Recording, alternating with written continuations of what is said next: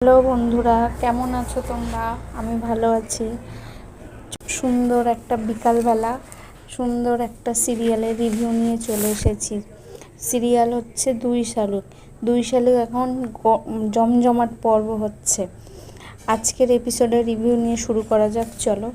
জাদুঘরের ছেলে দেবাকে বলছেন, এইভাবে চলে যাব বললেই তো আর হয় না, আর আমরা যেতে দেবই বা কেন? তখন দেবা বলছে, কেন যেতে দেবে না? আমার বডি, আমার যেখানে ইচ্ছা সেখানে চলে যাব।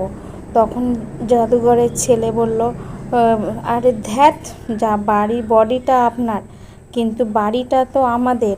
এখানে যেমন এসেছিলেন নিজের ইচ্ছাতে, কিন্তু যাবেন আমাদের ইচ্ছাতে। তখন দেবা বলল জাদুঘরের ছেলেটাকে, ভালো করে দেখে মামদোবাজি নাকি? এক ফোঁটাখানি ছেলে, তুমি আমাকে আটকাবে? তোমাকে। ঠিক সেই সময় রেবেকার মা ঘরে আসে আর জিজ্ঞাসা করেন, কি হয়েছে কি? তখন রেবেকা বলেন, উনি চলে যেতে চাইছেন। তখন রেবেকার মা বলেন, ও মা, সে কি দাদা, আপনি চলে যাবেন? তখন দেবা বলে, হ্যাঁ বোন, চলে যাব। এখানে আমার ঠিক মন টিকছে না, বাড়ির জন্য মন কেমন কেমন করছে। রেবেকার মা বলেন, আমাদের একটু অতিথি সেবা করার সুযোগ দেবেন না দাদা? তখন দেবা বলে, না বোন, আর সুযোগ দেওয়া যাবে না। রেবেকার মা বলেন, আচ্ছা আচ্ছা, আপনি বসুন তো। দেবা তখন বলেন, না না, আর বসা যাবে না, আমি তো নিজের পায়ে দাঁড়াতে এসেছি। এখানে আমার ফ্যাক্টরিটা করতে পারলে নিজের পায়ে দাঁড়াতে পারতাম।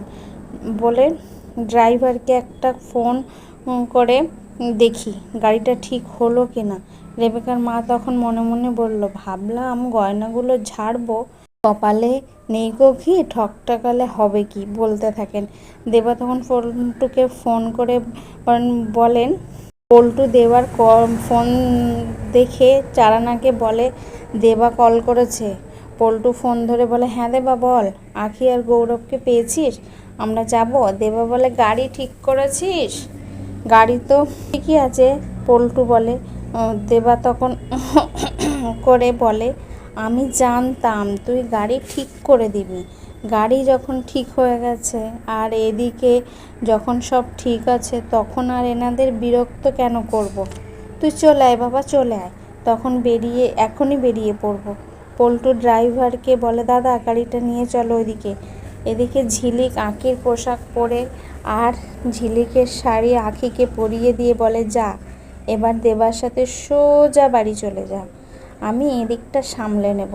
পল্টু তখন দাদু দাদু করতে করতে বাড়ির মধ্যে ঢোকে আর দেবাকে দেখে বলে, এই তো দাদু, চলো তো দাদু। পল্টু বলে, দিদা কোথায়? তখন দেবা বলে, তোর দিদাকেই তো খুঁজে বেড়াচ্ছি, এত বাড়ির কোথাও অজ্ঞান টজ্ঞান হয়ে গেল কি না লো প্রেশারের জন্যে, দেখ তো। আর রেবেকার ও তার ভাইকে বলে, এই আমার বউকে এনে দাও। রেবেকার ভাই বলে, আপনার বউ কোথায়? আমি কি করে জানবো? দেবা বলে, তুমি সব জানো, তুমি আমার বউকে লুকিয়ে রেখেছো। রেবেকার মাকে দেবা বলে, এই যে আপনার ছেলের স্বভাব চরিত্রের একদম ভালো না, ও আমার বউকে লুকিয়ে রেখেছে, বউয়ের দিকে ওর নজর আছে। রেবেকার ভাই বলে, একদম উল্টোপাল্টা কথা বলবেন না। দেবা তখন বলে, এই উল্টোপাল্টা কথা আবার কি? এক একজনের এরকম বুড়ি দোষ থাকে। রেবেকার মা বলে, যা না বাবা, খুঁজে দেখ। আর দুজনকে চুপ করতে বলে আর বলে যে, দাদা যদি বৌদিকে কাল সকালে খুঁজে এনে দিই তাহলে কি অসুবিধা হবে? তখন দেবা বলে, আমি কি সারা রাত একা একা থাকবো নাকি? ঘর ছাড়া হয়েছে, বউ ছাড়া থাকতে পারবো না। বললাম তো, আমার এক বালিশে মাথা দিয়ে শুই আমরা। রেবেকার মা তখন মনে মনে বলে, বুড়ো বয়সে ভীমরতি, এই বয়সে আমরা আলাদা বালিশে করে দিয়েছি আর উনি এখনও এক বালিশে শুই। তখন রেবেকার ভাই দিদা দিদা বলে ডাকতে ডাকতে করিডোরে এসে দেখে যে দিদা অজ্ঞান হয়ে আছে। আর তখন দৌড়ে এসে বলে, দাদু দিদা অজ্ঞান হয়ে আছে করিডোরে। এই ছেলেটাকে দেখেই অজ্ঞান হয়ে গেছে। দেবা বলে, চল তো দেখি প্রেশারটা লোটো হলো কি না। এই ছিল আজকের পর্বের রিভিউ।